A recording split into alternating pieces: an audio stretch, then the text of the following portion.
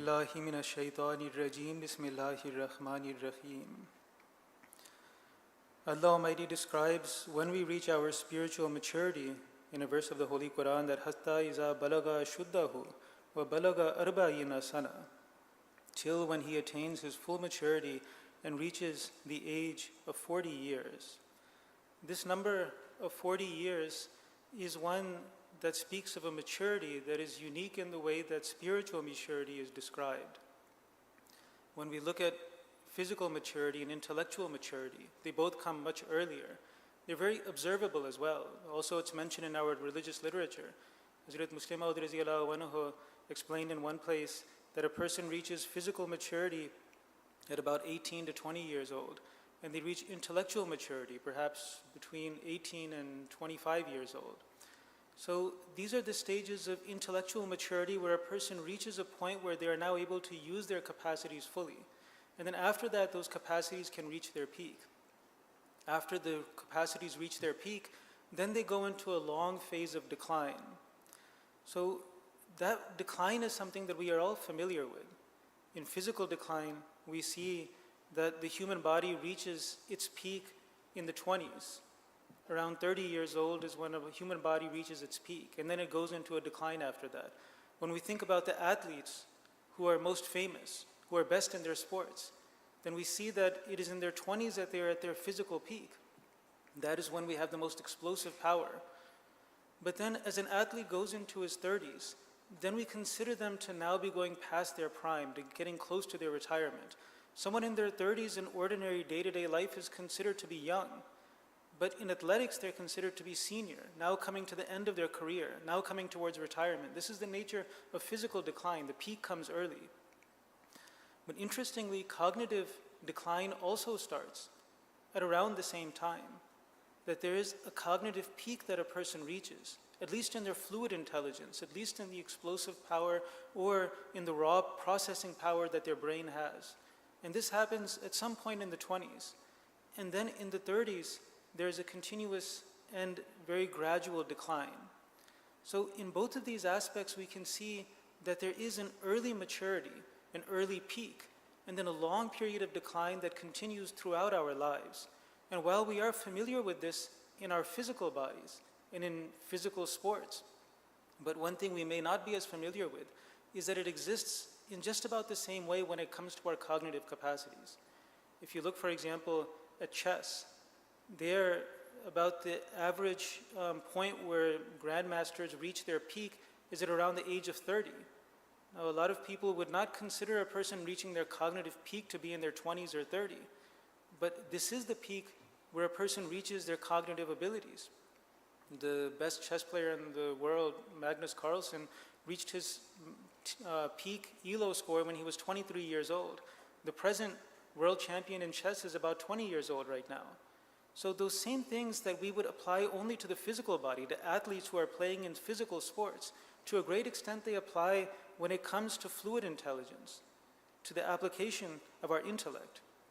These are also things that we observe in our day-to-day lives. For example, we have Hufaz here, and the best age for a person to memorize the Holy Quran is between 7 and 10 years old. That's when Hifz schools accept students. Then also when it comes to learning a new language, there, if a person wishes to acquire full fluency within that language and to be able to adopt it and integrate it and speak it without an accent, then they have to start learning it by the time they're 10. These windows close very quickly in our lives. These things pass us by. A person reaches a cognitive maturity where then after that, those who are younger than that person actually have superior cognitive capacities, processing capacities, of abilities to learn, a fluid intelligence than those who are much older. So all of these points bring us to a point which the Holy Quran has made, which is that wal asri innal insana lafi khusr, that by the time, or we call witness the passing time, that surely human beings or man is in a continuous state of loss. One interesting thing about our species, that perhaps if one were to look at it from outside, is that we have a short phase of development, of increasing in our capacities, and then a long phase of deterioration. And that long phase of deterioration is one where then it gives us an opportunity for reflection.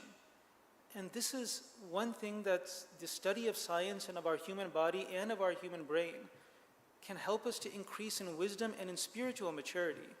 Because as I mentioned earlier, the Holy Quran has not defined our spiritual maturity as being at the point of our cognitive or our physical peak, but it has defined our spiritual peak as being much later. That point at which we are at our cognitive peak and also at our physical peak, from a religious perspective, is considered a time of immaturity.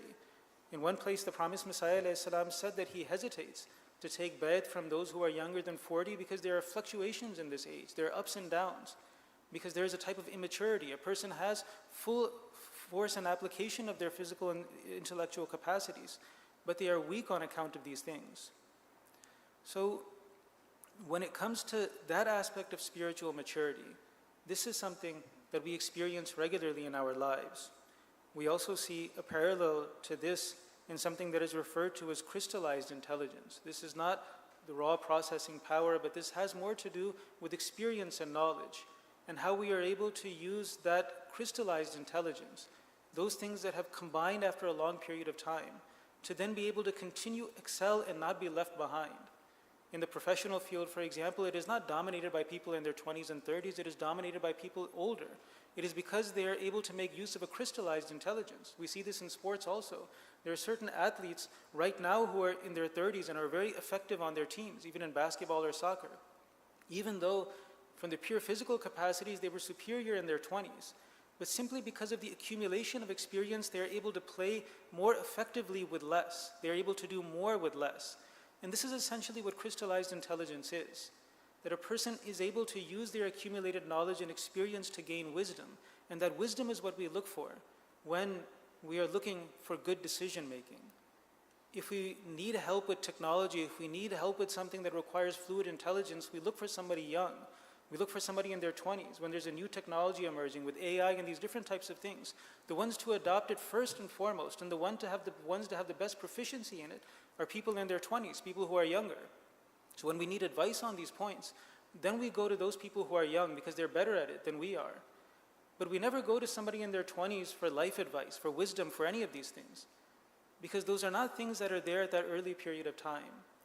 So reflecting on these realities, these things that we observe on a regular basis within ourselves, what science teaches us about our physical body, and also about our intellectual decline, when we are aware of these things, then it creates this feeling and understanding that inna linsana lafi khusr, that I am in a state of loss, that now that I have reached 40 years old, I am now in a noticeable, continuous decline in both my physical and cognitive capacities. And this feeling of loss is what develops wisdom in a person. One philosopher said that wisdom comes drop by drop when the pain of loss falls upon the heart. This is what causes us to gain. And this is something that we all know and we have experienced. When we've experienced loss, that is what causes us to gain in wisdom. The Holy Quran describes that age of maturity in a couple of different places where it speaks of Hazrat Musa and Hazrat Yusuf alayhi salam. In Tafsir Kabir, Hazrat Muslim Maud radhiyallahu anhu explains that both of these verses describe that age when these two prophets of God reached prophethood, reached the age of 40. And in both cases, the Quran says that we gave them hukman wa ilma. We gave them judgment and wisdom and also knowledge.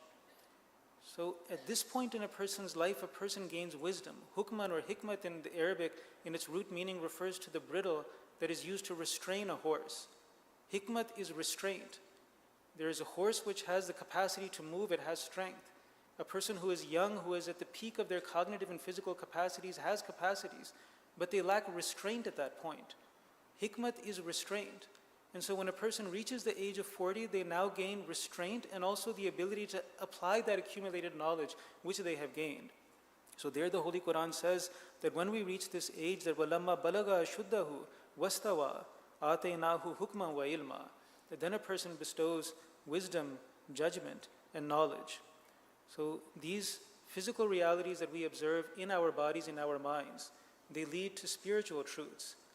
First and foremost, they lead to an understanding that we are finite and that we are continuously in a state of long deterioration. And this causes us to turn towards a reflection upon death, the inevitability of our leaving this world. And this is what leads to that age of spiritual maturity that begins at the age of 40. and continues to increase and peak throughout the remainder of our lives. Spiritual maturity and spiritually peaking is very different than our physical maturity and cognitive maturity and our physically peaking and cognitively peaking. But that physical maturity and spiritual peaking is directly tied with our realization that our physical and cognitive capacities have begun to decline irreversibly, and we are headed towards a door where we will have to return to Allah Almighty. And so this is what leads to our spiritual peak long after our physical and cognitive peaks have passed. So may Allah Almighty grant us the wisdom that comes with age, as the Holy Quran has taught.